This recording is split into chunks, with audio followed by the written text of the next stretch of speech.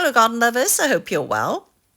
Well, in today's video I am going to name my top 5 best performers in my garden this year in 2025. And as you know, these videos are always quite hard to do because not all the roses peak at the same time. So you would see some older footage which I've added in to give you a better idea of how they looked when they were looking their best. But in the meantime, let me just show you a couple of roses that I have been happy with, but not quite best performers.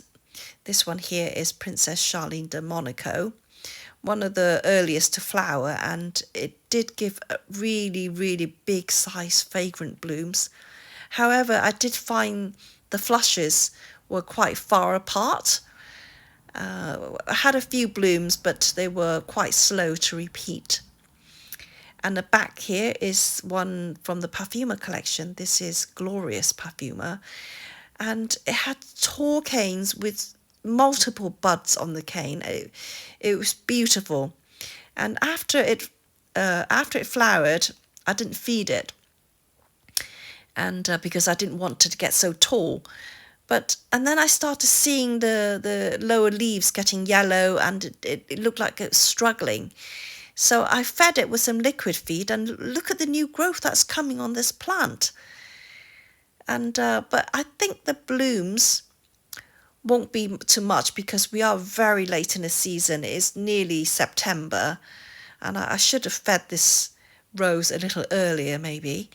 So it just goes to show that even strong roses need some help.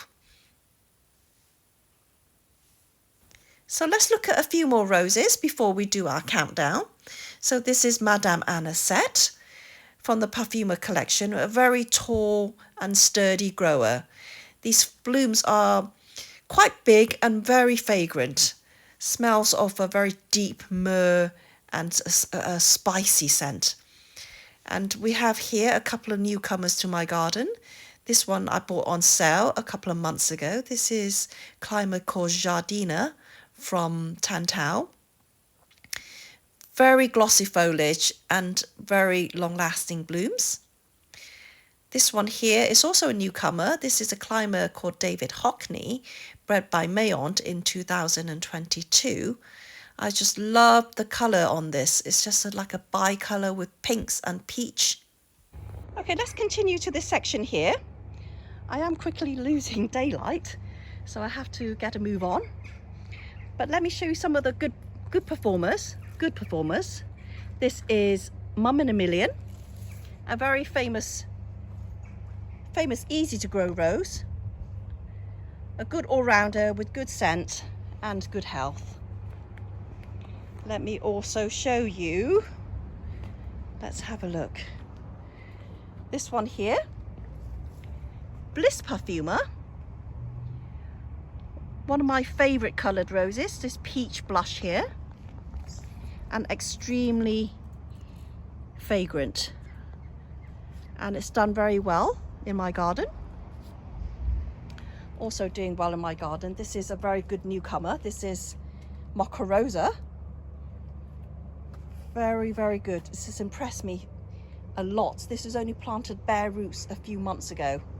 Although this is one of the chunkier bare roots, this one has done very well. And this one is the healthiest of the batch from Town Centrum that I bought earlier this year. So this is Mocha Rosa. Before I do my countdown, I just want to show you a few lovely blooms here. This is the Ancient Mariner. There must be about 8 blooms on this cane. And very good size too, as you can see, very good size. Although it's not as prolific as Olivia Rose Austin, this does come alive almost at the end of the season. Really, really gorgeous. Lovely pink blooms. And behind Ancient Mariner we have another, it's quite a petite bloomer quite wild looking, but it's never really without flower. This is the country parsons. Starts off with a buttercup yellow with the outer edging, and the older blooms fade to a cream, a vanilla colour. And still lots of buds on there. So I'm going to give a mention, although this didn't make it to my best performing rose. This is the Bonica rose. I didn't prune this, and it's given me so many rose hips. So this Bonica rose seems indestructible. A very shady area behind the fence, and I had this massive big flush. I didn't prune it, and I just left it. I think if I'd prune it, it'd probably flush again.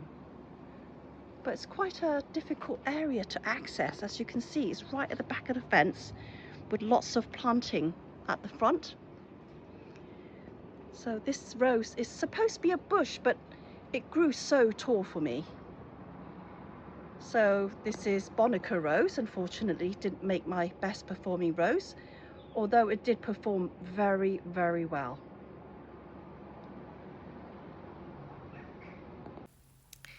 So at number 5 we have Chandos Beauty, bred by Harkness in 2005. Big blooms in a soft blushed salmon colour. Gorgeous rose. Here's an earlier footage of the second flush. As you can see, she really is covered in blooms.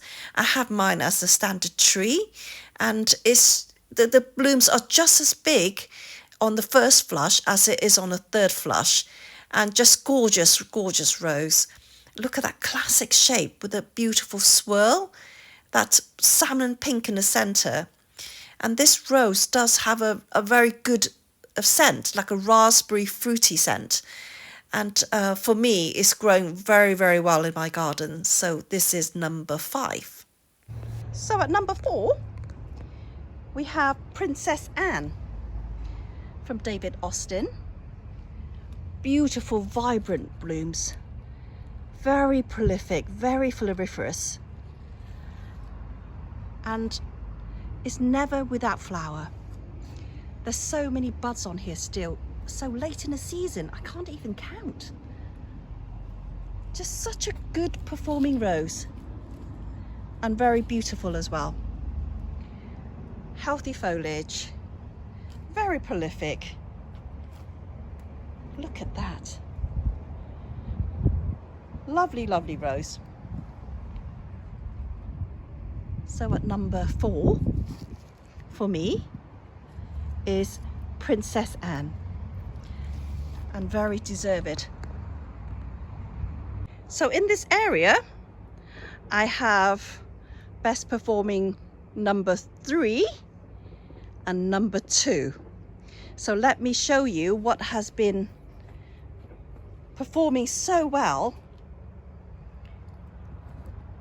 This is Rose Lovestruck, Rose of the Year 2017, bred by Dixon's Roses, who unfortunately are no longer selling roses. This one has been very prolific, very healthy, although the blooms when they open are quite loose. There are so many of them, and all the roses that I've showed you today have at least 3 flushes in my garden, and this one has been flowering almost non-stop. Very healthy rose. I didn't want to give it to this one because I didn't like the loose blooms, but I cannot not give it a 3rd place because it is very healthy and prolific. So that is Lovestruck at number 3. So at number 2, after much deliberation, it was a very difficult choice to make. It was a tie almost. So this one here is climber Florentina. So many blooms I've had. It's grown in quite a sheltered, shady spot, and yet it still blooms so much, and it threw up so many canes. I barely know what to do with them. And these blooms absolutely blooms in clusters. Very long lasting. A vivid cerise red colour. Unfortunately, no scent, but wow, just look at the health. It's like a blooming machine. Very, very healthy. Very healthy in my garden. So this is Florentina. Before I reveal the best performing rose of the year, I just want to show you a couple more that are really looking very lovely right now. This is Penelope Lively from David Austin, one of the later blooming David Austins. That's a lovely rose. And another lovely one here is called Rosa Souvenir de Baden-Baden. A little bit of a mouthful, but wow, look at that bloom. It really does have a Eden kind of look to it. The petals are slightly softer and more romantic, whereas Eden's is a little bit more sturdier. This is a hybrid tea. Gorgeous edging on the buds. Now, my best performing rose of the year I've showed you many times, and I can now say this is the best performing rose is Timeless Charisma. Rain resistant, sun tolerant, just blooms all summer. And how gorgeous is that? Very healthy, strong and sturdy. You cannot go wrong with this rose. It has bloomed for me non-stop all summer, and it does change colour from a dark red bud to a pink and a paler pink. This bloom must be about 6 days old. Very, very long lasting. Unfortunately, no fragrance, but the health and the vigour really makes up for having no fragrance. So this is my best performing rose of the year of 2025. It's Rose Timeless Charisma. Well, thank you for watching this video, guys. I hope you've enjoyed it, and let me know what your best performing rose in your garden is, and I shall hope to see you very, very soon.